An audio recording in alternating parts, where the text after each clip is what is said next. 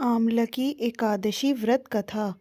पौराणिक मान्यता के अनुसार वैदिश नाम का एक नगर था। उस नगर में ब्राह्मण, क्षत्रिय, वैश्य और शूद्र रहते थे। वहाँ रहने वाले सभी नगरवासी विष्णु जी के भक्त थे और वहाँ कोई भी नास्तिक नहीं था। उसके राजा का नाम था चैत्ररथ।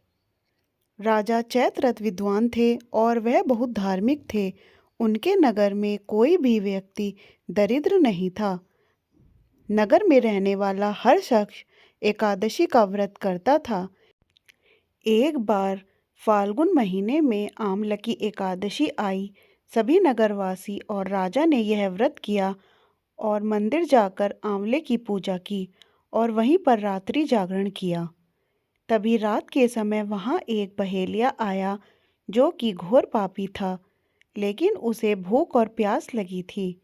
इसलिए मंदिर के कोने में बैठकर जागरण को देखने लगा और विष्णु जी भगवान व एकादशी महात्म्य की कथा सुनने लगा। इस तरह पूरी रात बीत गई। नगरवासियों के साथ बहेलिया भी पूरी रात जागा रहा। सुबह होने पर सभी नगरवासी अपने घर चले गए। बहेलिया भी घर जाकर भोजन किया, लेकिन कुछ समय के बाद बहेलिया की मौत हो गई। हालांकि उसने आमलकी एकादशी व्रत कथा सुनी थी और जागरण भी किया था, इसलिए वह राजा विदुरथ के घर जन्म लिया। राजा ने उसका नाम वसुरथ रखा।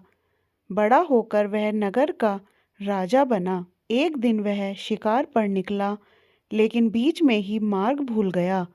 रास्ता भूल जाने के कारण वह एक पेड़ के नीचे सो गया। थोड़ी देर बाद वहीं मलेच्छ आ गए और राजा को अकेला देखकर उसे मारने की योजना बनाने लगे।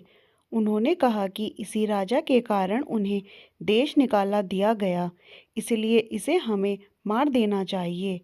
इस बात से अनजान राजा सोता रहा। मलेच्छों ने राजा पर हथियार फेंकना शुरू कर दिया, लेकिन उनके शस्त्र राजा पर फूल बनकर गिरने लगे।